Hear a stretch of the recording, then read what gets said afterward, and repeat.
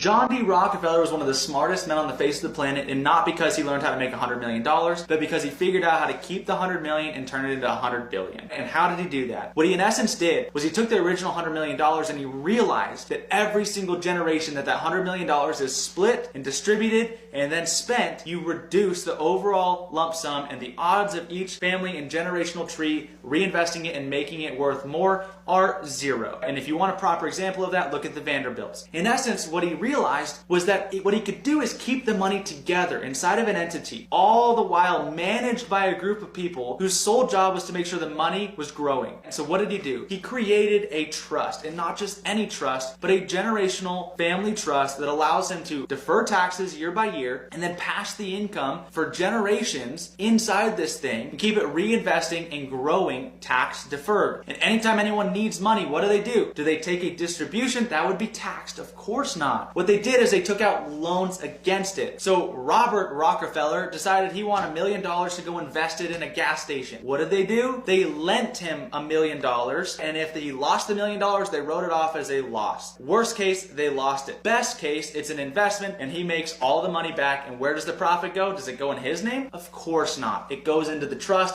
tax deferred, etc., etc. This is how John D. Rockefeller figured out how to keep $100 million and turn it into $100 billion. And it's not rocket science. All you got to do is set up the right kind of trust, and I can show you guys how to do this. All you got to do is comment trust down below and I'll walk you guys through it.